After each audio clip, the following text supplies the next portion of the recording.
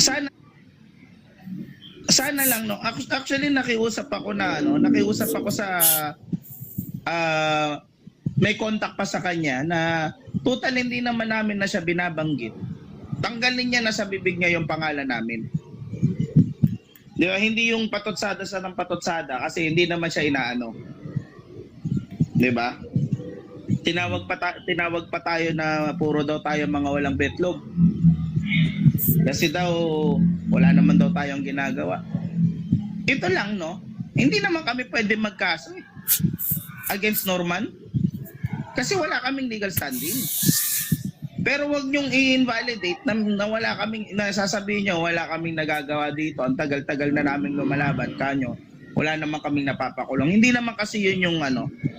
Ako on my part, nagte-take advantage ako dito na nagte-take advantage ako dito para magpakalat ng information about something.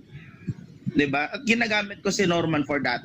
Pero hindi lang si Norman yung topic ko. Ngayon, pag kami narinig ng tao yung tungkol sa, for example, yung tungkol diyan sa warrant, yung validity ng warrant, masasabi ba natin na wala akong nagawa nun? Walang nakaalam ng bago, something?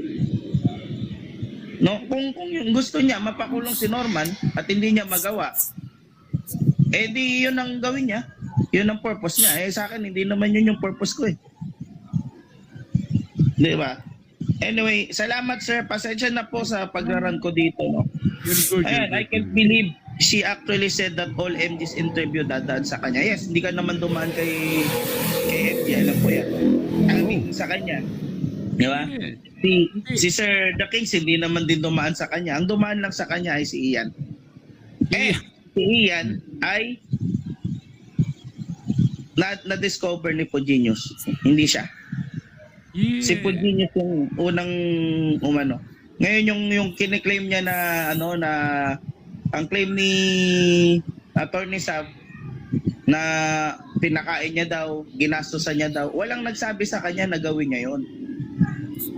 'Di ba? Walang nagsabi sa kanya, walang nag-impose sa kanya noon. In-impose niya 'yon sa sarili niya. So, wag niyang ngayon ibubuy-buy sa atin. Na ako ginastosan ko 'yan, ginastosan kong ganun. Well, ganun ba? Okay, thank you. Pero bakit mo ginawa kung ibubuy-buy mo din? Ibinubuy-buy mo pa sa ibang tao, sa tao na wala namang kinalaman. Di ba? Sana naintindihan niyo ako. Yes. Malinaw. Salamat sir. Magandang gabi po. Salamat, Tol. Ingat.